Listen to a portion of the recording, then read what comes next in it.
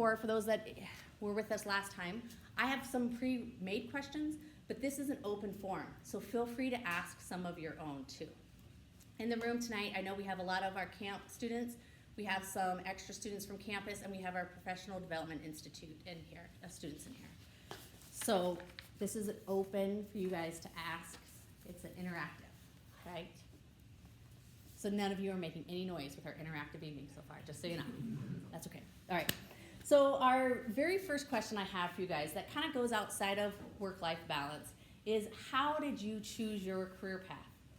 How did that happen? Was it a thought-through process? Did you fall into it? And I can start. okay. And can I you mean, hear him, or do you need a microphone in the back? You can hear me all right back there? Okay, just making sure. And no one's ever told me I'm too quiet. I'm like a lot of you, I'm gonna guess, except I'm 50 years older, but I was good at math and science in high school. Talking to the career guidance counselor, and back in those days they had a book that the U.S.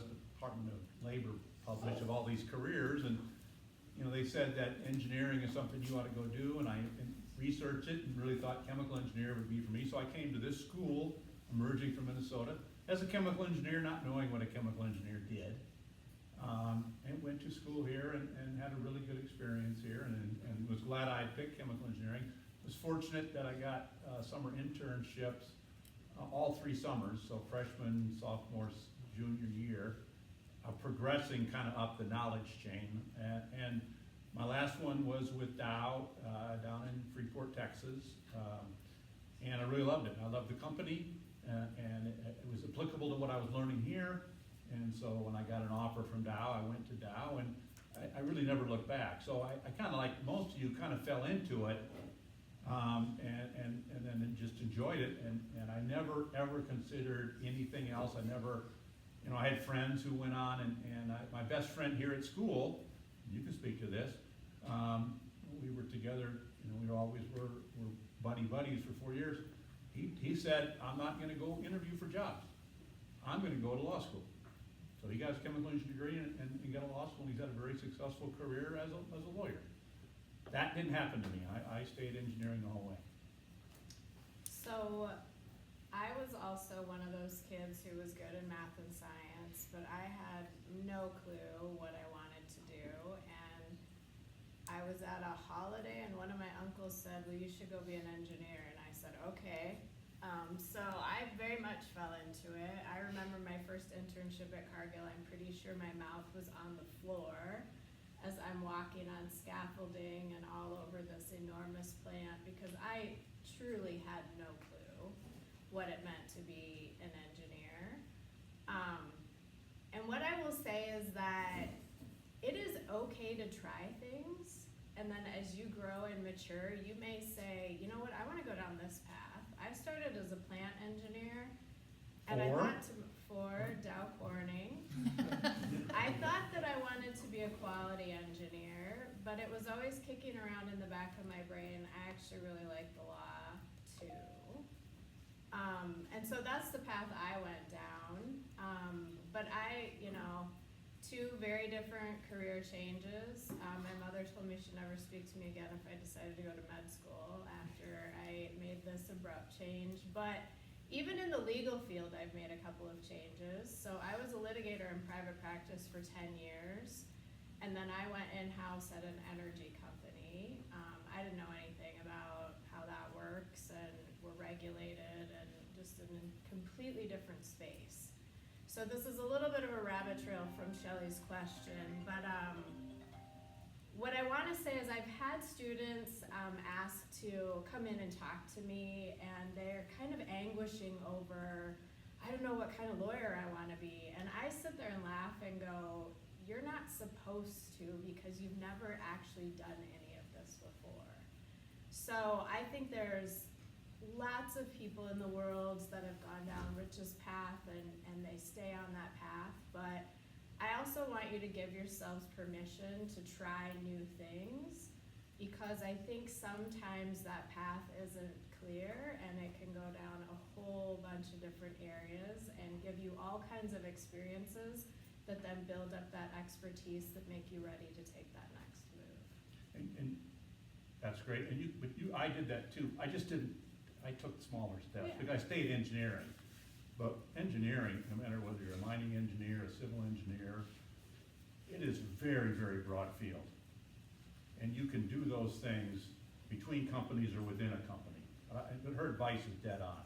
You aren't gonna know, I didn't know even though I worked a summer at Dow, what was out there for Dow. And you talked about my career, I went on and I was Dow's chief lobbyist, an engineer who spent all his time in the capitals around the world telling legislators what we wanted from them. So you are getting the best degree to go do whatever you want to do, really. It provides this wonderful base to build upon, whether you want to be a lawyer, a manager, or there are doctors. I know people in my class that went on to med school. So I grew up in a little town in eastern South Dakota, farming community, 225 people then, 225 people today. I grew up on the family homestead, and I don't know that I knew an engineer as I was growing up. Yet I did know that, I did come to learn that my father had graduated from high school in the height of the Depression, and he wanted to come to school here, but he had to go and run the family farm. And my mother was a English teacher and vocal music teacher, and she had taught high school with Howard Peterson, who became Dean of Students here. When he first got out of college, he was a high school teacher for 2 or 3 years. And so she knew him, and he was here at the time that I applied. Now, I had a high school graduating class of 15 students. We had 6 boys, and 3 of us came here, and 3 of us graduated, all in different fields. But I did not know which degree program I wanted to go into, but civil seemed the most comfortable for the things that it was involved in.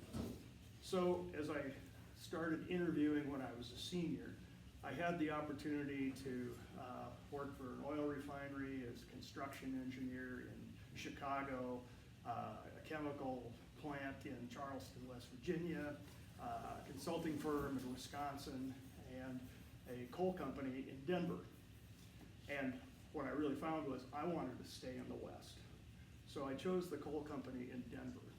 Well, 2 weeks before graduation, I get a call from a mine manager in North Dakota telling me, well, we're not sending you to Denver, we're bringing you to North Dakota. So as soon as I was done here in Rapid City, I packed all my belongings into a '73 Mustang and drove to North Dakota. And from there, I did go to Colorado with a different company, and started working at the Climax mine. And after a few years, I realized this people that I went to college with here that were in coal mining were doing the exact same thing I was, but making 30% more annually. So I made a jump to a coal company then, and that took me eventually to Wyoming, and finished out my career. I actually retired from the full-time corporate world 10 years ago, but I have just been doing the fun stuff since, and the calendar's full. So I would leave it at that. Very good. Excellent. All right. So first of all, I want to preface that there is no right answer on work-life balance. What it looks like for every person is different as long as it works for you and you're thriving in it. So stating that, what does work-life balance, I'll start with you, Ken, what does work-life balance mean to you, and kind of how has it evolved for you through the years? Well, as I first pondered that question, I thought, when did the term work-life balance come to be? So I Googled it, and it said in the 1980s, and it was found in literature from the UK talking about the women's liberation movement. But it has become a common term, and I would have to say my wife is the one who has expressed this the best. Now, I was not married until 7 years out of college. So in those first 7 years, living in Colorado primarily, I was into hiking 14ers, I was running 10Ks and the occasional marathon, and just doing all sorts of outdoor kinds of activities. I got involved with not one, but 2 different search and rescue teams while I was living there, and that was just great fun. Then we were married, and the world changed a bit, and we ended up going to Wyoming with 2 little girls, and I got more into golf once I got to Wyoming, where I lived in Colorado. The closest golf course was 40 miles away in Vail, so golf wasn't really an option. But my wife said that you have to take care of your work life, you have to take care of your family life, and then you have to take care of me. That you have got to have that time reserved for yourself. And what I evolved into when living in Gillette, I joined the Gillette Chamber Singers, and that was a great place for me to be for 3 hours every week, sitting and rehearsing. You can't concentrate on anything but the music, so there was no thoughts of work for that time. It put me in a group of people that weren't in the mining business primarily, and so that was a great expansion of my social well-being. But I think my wife really hit that on the head, saying, you've got to have that time for me. Thank you. And I'm gonna ask you each one question, but if you, like I said, different question, but if you have something you wanna add on to that first question, please just I'd like to, I guess, Okay. part of this thing. perfect. You said it pretty well.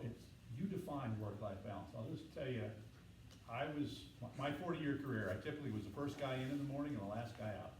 That was my choice. I didn't feel forced to do that. I wanted to do that. There were 2 Christmases that I worked. One of them I worked 36 straight hours. Another one I worked 24 straight hours, because 1, we were doing a special run. 2, we had a bad freeze down in Texas, and Texas is not made for freezes. I have 2 sons. When both sons were born, I was back at work 6 hours after they were born. That sounds terrible, but understand, I lived in a small town. The hospital and my office were an hour apart. I left. First kid, I wanted to go brag about that I had a kid and show pictures. I just was very dedicated to my job. But I found time on the life side. I coached all my sons' sports team, both my sons. My biggest honor, I think, in my life is that the local Little League selected me to be the All-Star coach for Little League. So I got to coach the All-Stars, which, if you follow Little League baseball, eventually you can get to Williamsport, Pennsylvania and be in ESPN. And I never even got close, but I got to do that. I was very involved in Boy Scouts. I started as a Scoutmaster, and then eventually I worked up. I was president of actually 2 councils in the United States. I ran marathons during that time. I was a big runner. I wanted to be a hero in my son's life. That was kind of my mission statement. I want to be a hero I want my sons to look back and use me as a role model. And both my boys they're good, solid citizens today. Again, I chose to do that. So you have to define your own work-life balance. Nobody can do that for you. But the key is, one, it's a balance. I had a number of employees that had that balance wrong. They were in favor of work at the expense of life, okay?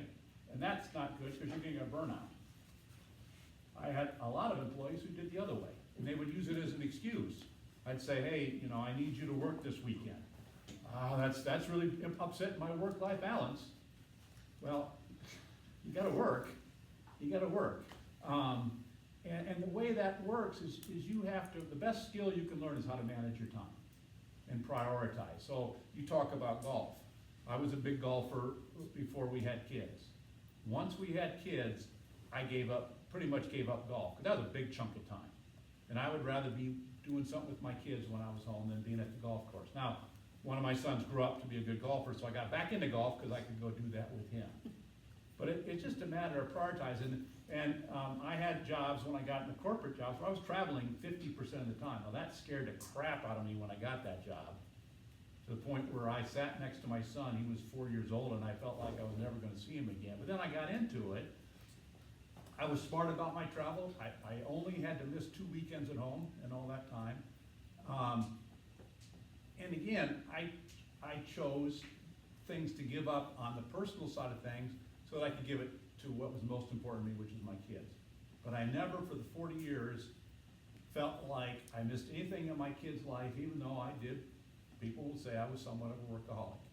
You can make it work. I was unique in that respect, but don't feel obligated to, you have to follow someone else's work-life balance. You have to define. To me, it was very important to be at work and to get things done.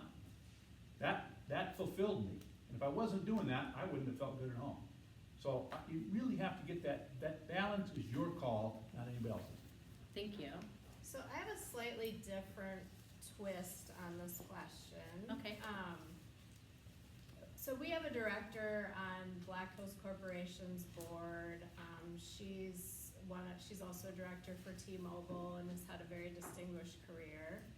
She wrote a book called The Balance Myth, and her message is that to say that there actually is a balance that you're gonna achieve is really kind of a fallacy. What you have to do is you have to be self-aware enough to know what you need to feel like you can continue to show up and be the best version of yourself.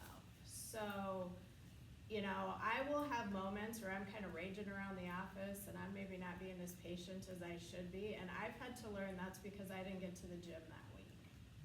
So for me, I have to prioritize working out because that's a stress management outlet for me. I'm a single mom, I have a full-time job, I have a second part-time job, and I have volunteer board work that I've chosen to do because those things kind of fill my cup up. But on any given night, I can have 3 different commitments that I need to show up to. Maybe I have a kid who has a sport event, and I have a board meeting, and I have a dinner for Black Hills Court. I have to choose where I'm gonna be, and then I have to cut off the guilt about the other places that I'm not going to be, or else you can't ever get to a space where you're being present in that moment and enjoying what you've chosen to do with your time in that moment. So I guess the message that I wanna leave you with is everybody's wired a little bit differently. I have one of those brains that doesn't turn off. So that means I'm not a great sleeper. You've gotta figure out what your outlets are and what you need to do to kind of manage all of the things that you want to do in your life. I don't know that I even subscribe to the concept that there's this perfect balance that you're going to get to, but I think you have to have self-awareness enough, and you also have to be able to say no. I'm not always particularly good at that because I'm always like, yeah, I can make time for that.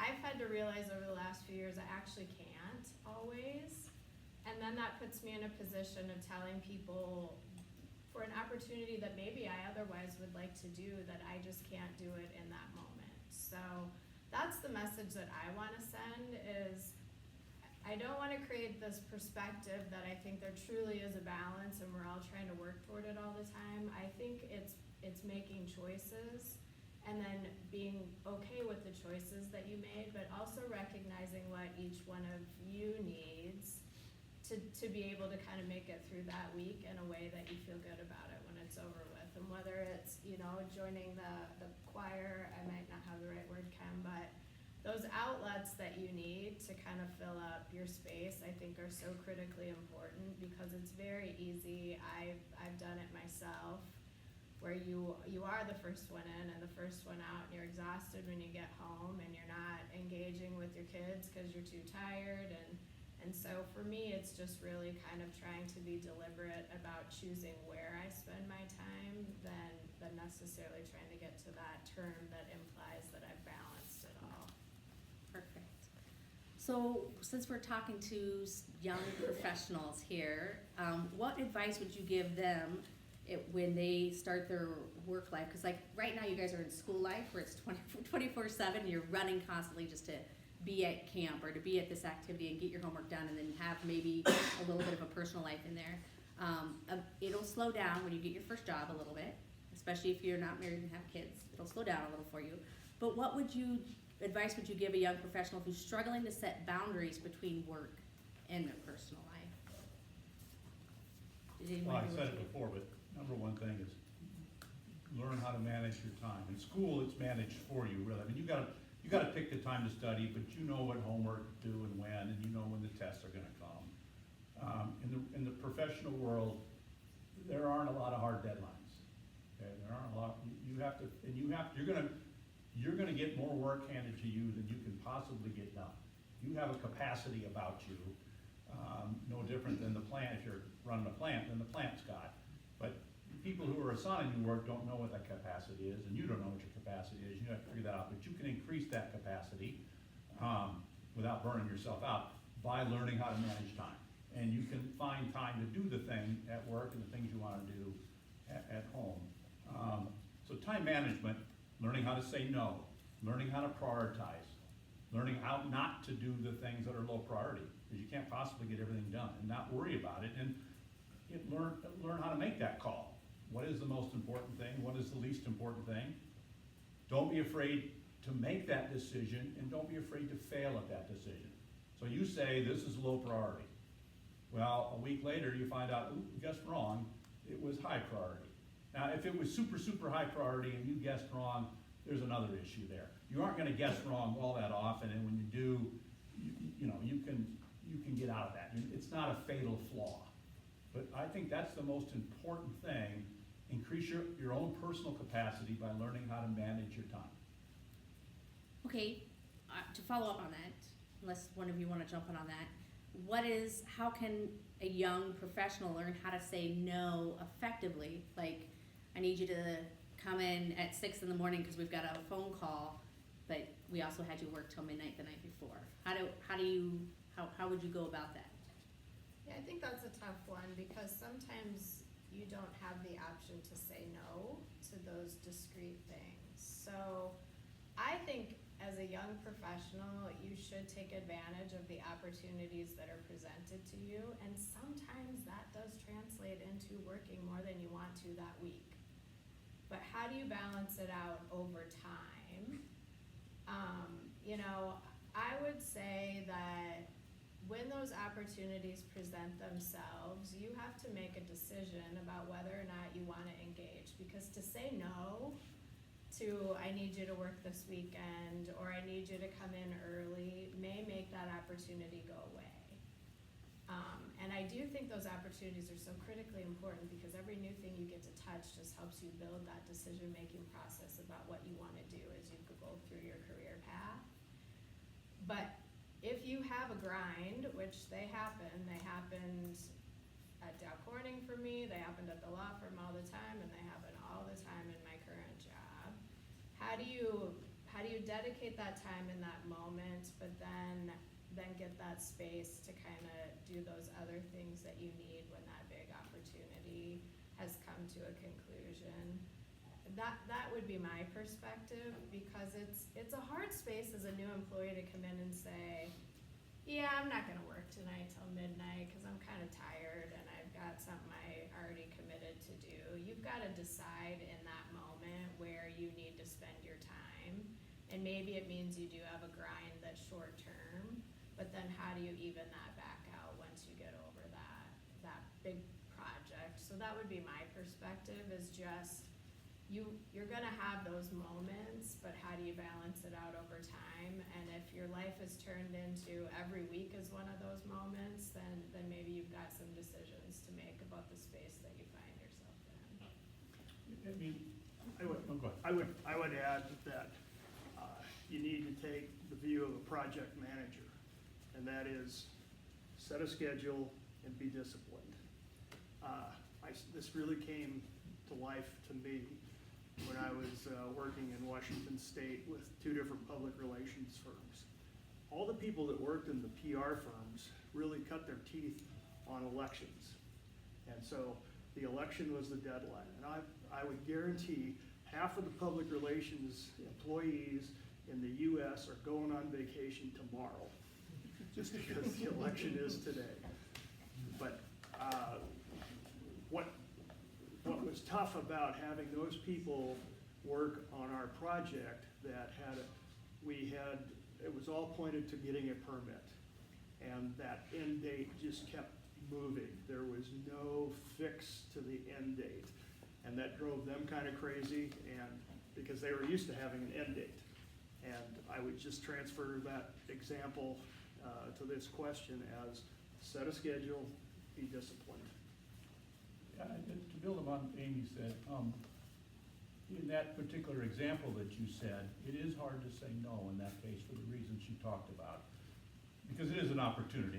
You want to find as many opportunities you can out there to show people what you can do, to expand on your knowledge, to expand on your experience. But to say no, it takes a maturity, level of maturity, and an understanding of, they're not going to ask you to come in at 6 a.m. if you work till midnight the night before, unless they have something really big going on. No one, if a boss is doing that just to mess with you, well, you got another problem. And you learn more from a bad boss than a good boss, so you know not to do that when you get out there. But I can give an example where I was asked to come on a business trip over a weekend because my boss wanted to take me to dinner on a Saturday night to get to know me better. And I had said, no, I can't come, and I didn't tell him why. And he called me and said, listen, I really want to get to know you better. Please come, as long as I was living in Europe, come to Zurich. My wife and I will take you out to a nice dinner. Well, my son had surgery. He had some his tonsils out. It was nothing major on that Friday morning. And I did not want to leave my wife with a mopey 2-year-old. And I finally just said, I can't come because my son had surgery yesterday. And he was fine with that. So there are damn good reasons to say no. There are damn good reasons to not say no. Or there are no good reasons to not say no. I'm trying not, that's not coming out right. But hey, I'm just tired. I don't want to come in. Or I'm just, that's not a good reason. But there are good reasons out there. And it's kind of around this whole work-life thing. And once you understand that and understand your boss and understand the situation, as long as they're good, you're going to be okay. And as long as they're seldom and not every day, you're going to be okay. It's part of learning when to say no, how to say no. I guess you had mentioned like short-term grinds. Like what happens when that short-term grind turns into a long-term grind and you can't really like get out of it? Because I know my internship was summer, we were working 6/10s, and that turns into a slog, but that 6/10s went on for many months. And so it's like, how did you find you balance that when you were in situations like that? Yeah, I mean, we've had, I'll give a real world example. My company acquired a company called Source Gas, 2016-2017 timeframe. It essentially doubled the size of the utility company. So major acquisition with assets in 6 different states, I think. We were literally working 7 days a week, all day long, to the point where FERC did an audit of us and didn't believe the hours that were entered into our system. For me, I could see the end of the project. It was an incredible opportunity to get regulatory approval for this acquisition faster than most other companies did. But it wasn't a 1-week grind. It was months and months and months, and it was 7 days a week, and there was not a lot else going on in my life at that time besides work. For me, I wanted that opportunity. I wanted to be able to say, I've had experience doing these things, and I knew that it had an end date. Did I know exactly what the end date would be? No. That was my choice. Somebody else may look at that and say, I don't have the capacity to do that for XYZ reasons, so this might not be the right project for me. And I think as long as your reasoning is got good back support for it, that's a conversation that you can certainly have when you're being put on project teams. But to your question, if your job is this job that is a grind always, then you have to decide, is this what fills me up enough? Is this how I want to spend my time?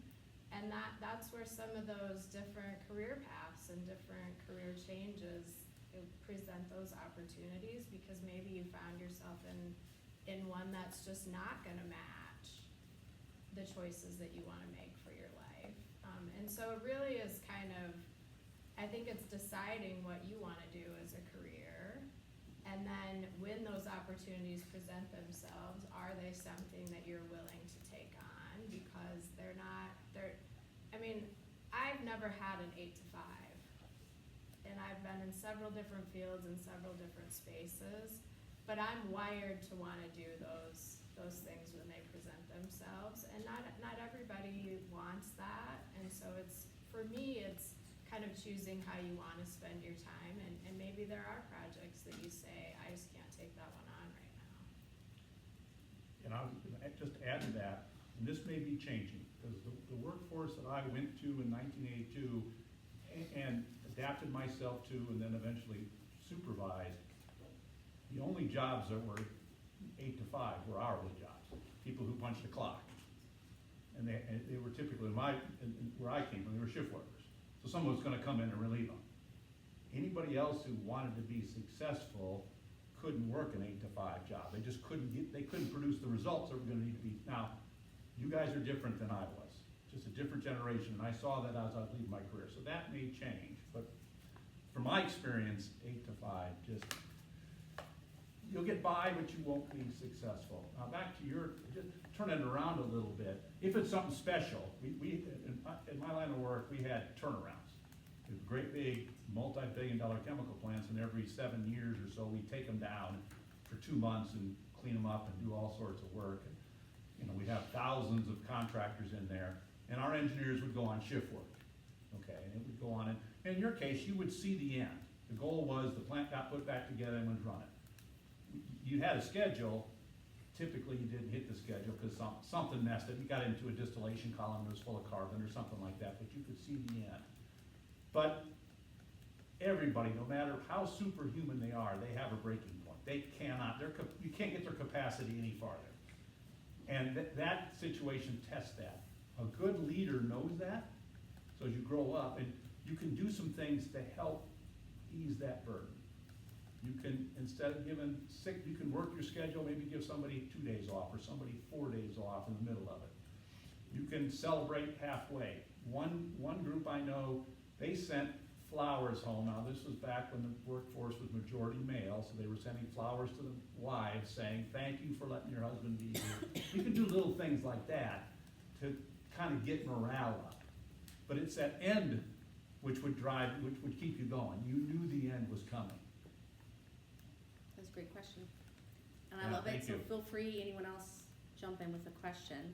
So speaking about overworking and possible burnout, have you ever experienced burnout?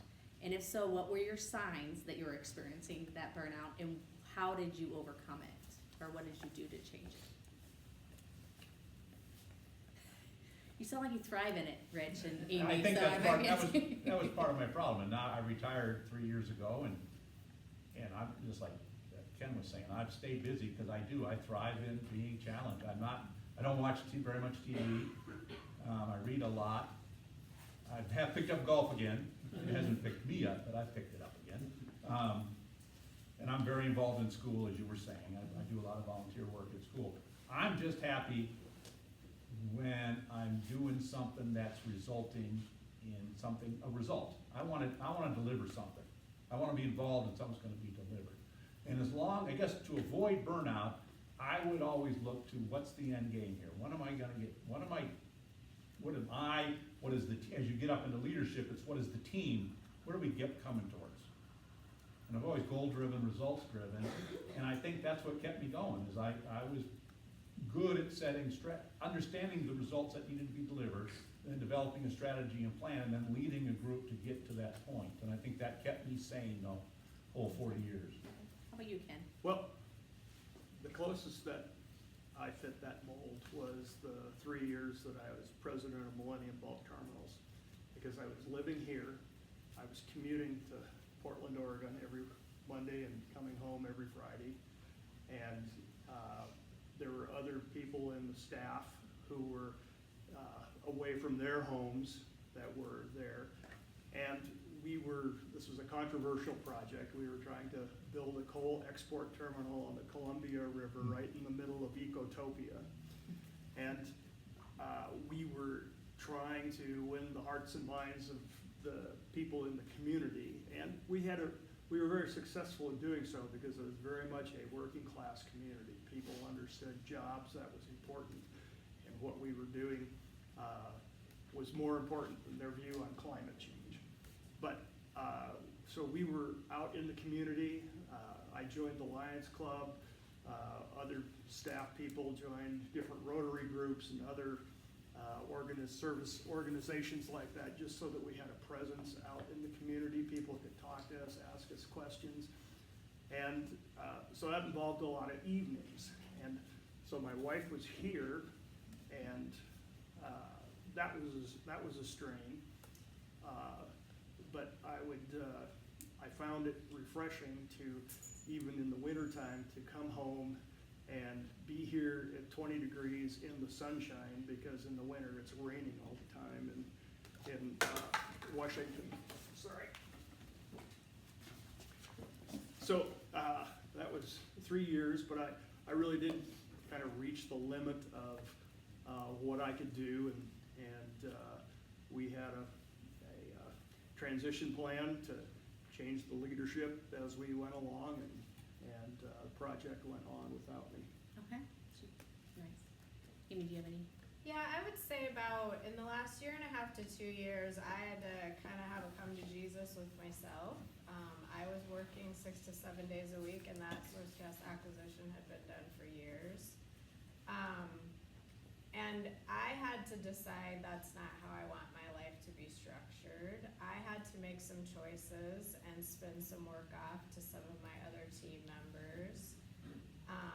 And what I will say is this: you become more effective and efficient the more experience you get in a space.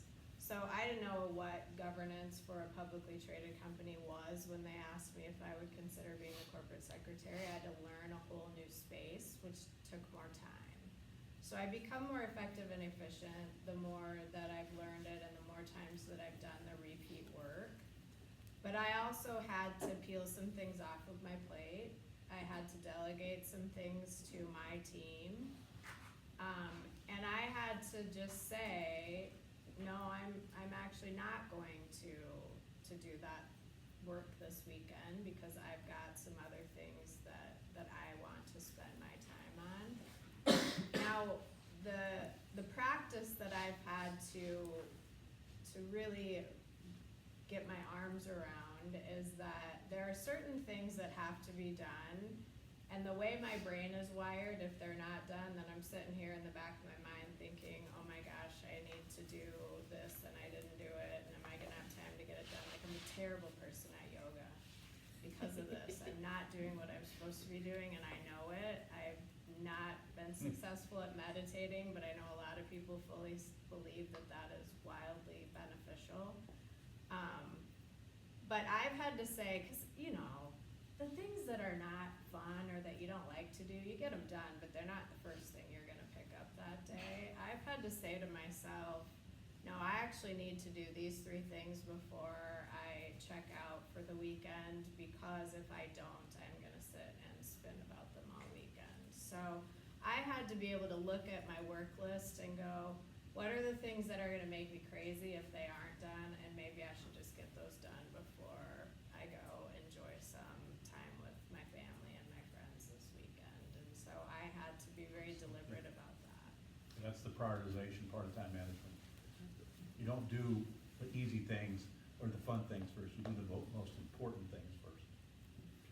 In both of what you've said, as you develop into leadership positions, it's so important to develop those relationships in your group of reports, that you're building trust, that they can take over different aspects of what you're responsible for, to spread that around, and making the team bigger and more responsible, giving them growth opportunities is really key to not being burnt to a crisp. So you're not doing it all? Do you think it's important to figure out your limits, and do you have any like tips to doing so? Well, you have to figure out your limits, right? Oh, well, or they'll figure it out, it'll be figured out for you, okay?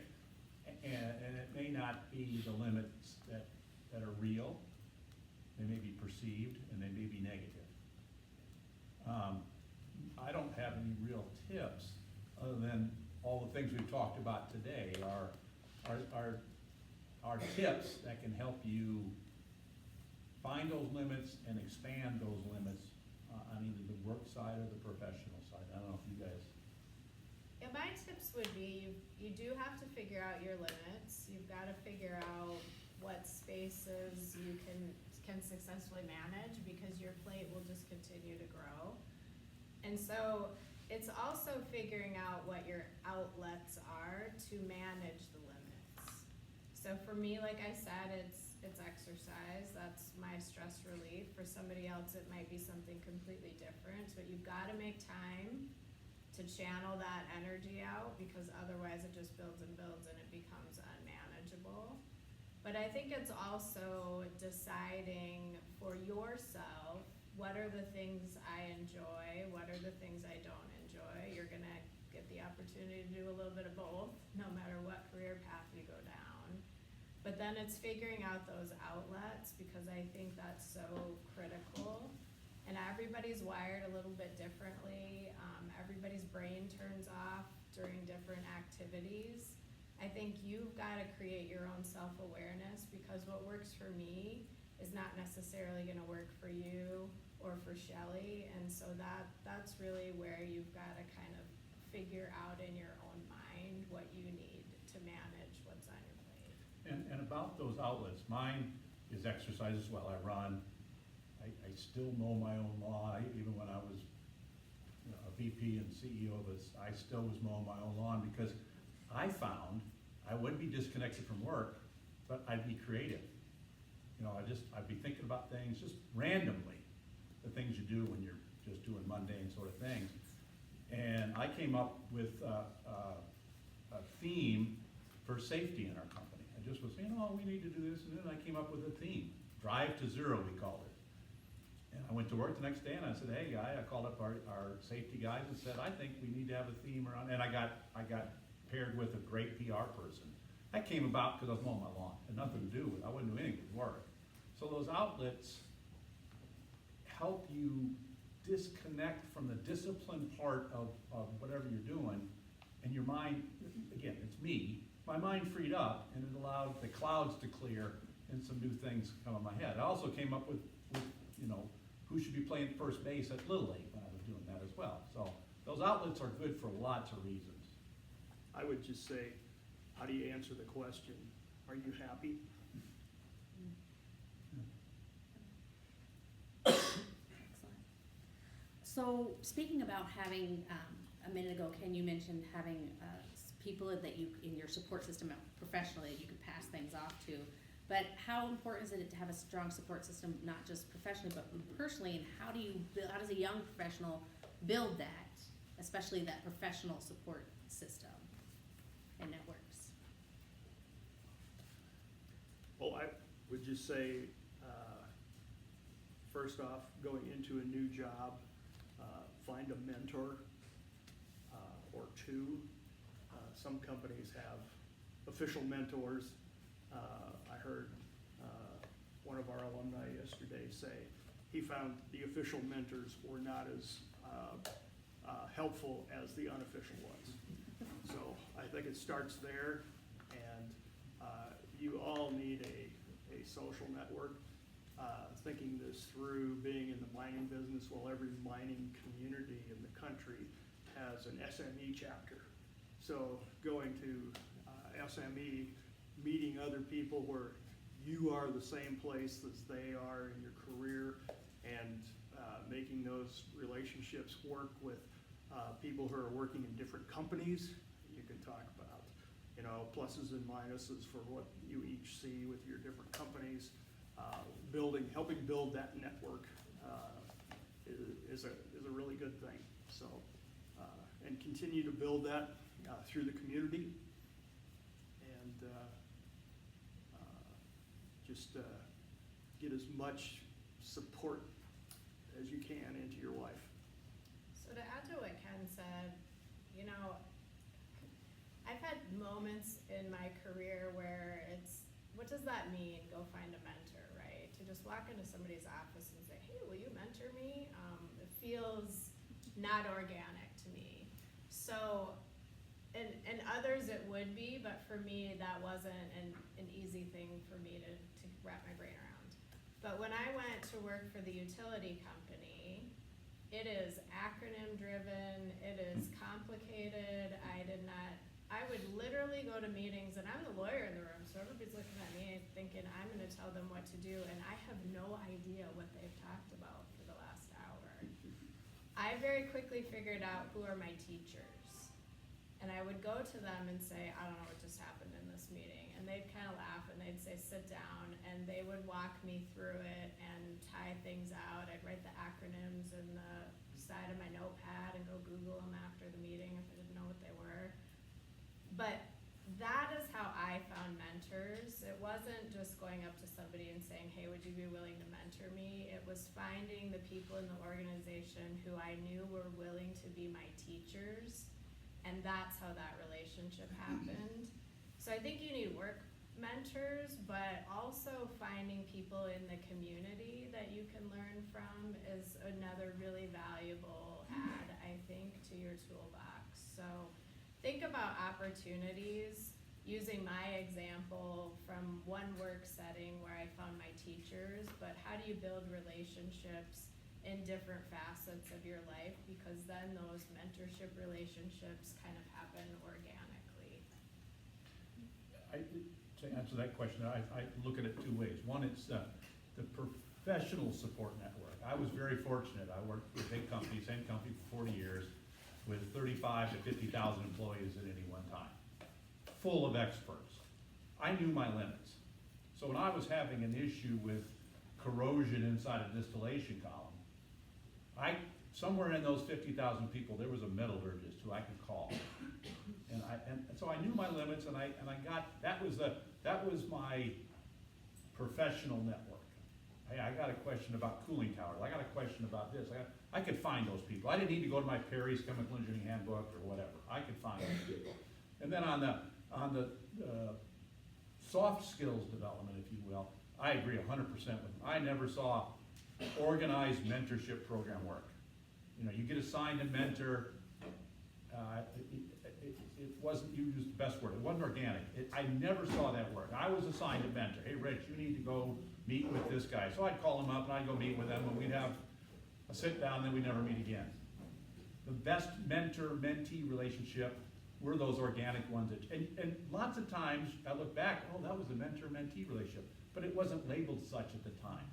I just found people who I admired, who I wanted to be like, that had gone through, you know, they were 20 years older than me, but had the same career path I wanted to go.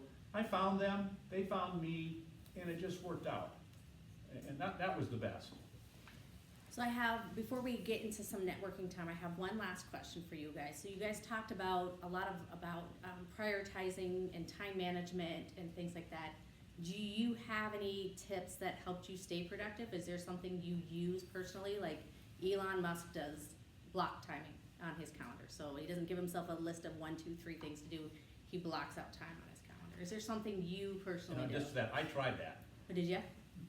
And it was just too many things. I was in a plant environment running 24/7. There were just too many interruptions. I couldn't. So what I would do every day is I had a couple of things. I started, and I had a boss who taught me this. I had a to-do list. Every day I had a to-do list I made up, okay? Now, you know, and I prioritized. I had A items, I had B items, and I had C items. I never did a C item. That was the thing I didn't do, okay? And when I got in, and before I go home every night, I would redo the to-do list for the next day, okay? And lots of times it carried forward, you know, I was always carrying, I rarely got it done, if I ever got it done. But I was carrying it forward, but that I always did. And then when email came along, email can be your best friend or it can be your worst enemy. It's up to you.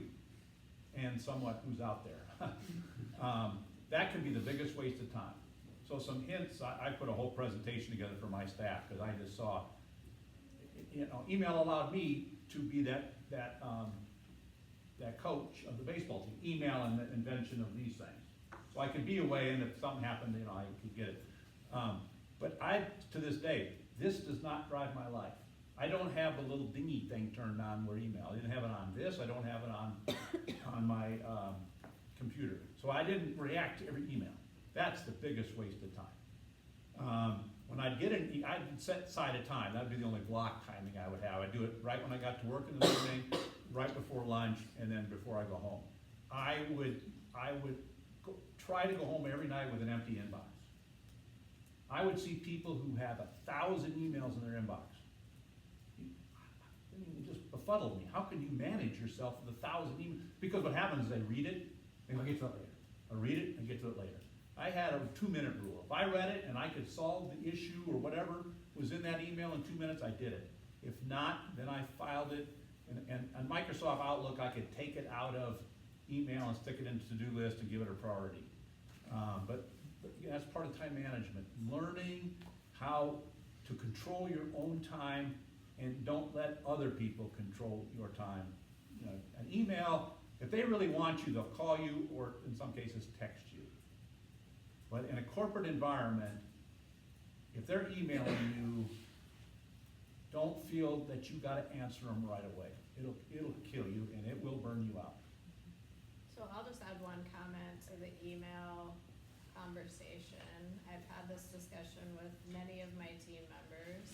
An email is not a communication unless somebody responded to you. So I know I'm going down a bit of a rabbit trail, but keep that in mind, that we get so caught up in this email inbox space. And oftentimes we think, well, I sent an email, it's not on my plate anymore. Trust me, it's gonna come back on your plate and then it's gonna be a crisis because it didn't get dealt with timely, which dovetails back into the time management discussion. I cannot identify a day where my day went like I thought it was going to when I got to work that morning.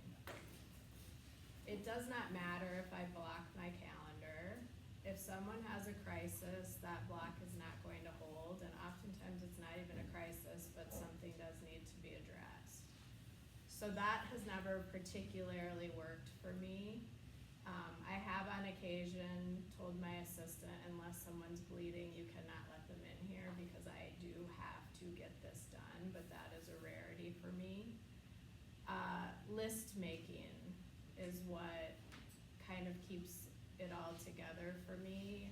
I've got my own planner with my stuff for my other boards and my personal things that need to be done, and at the minute it pops in my head, it goes down on the day that I think I wanna try to get it done, because that takes it out of my mind so I can focus on other things for work.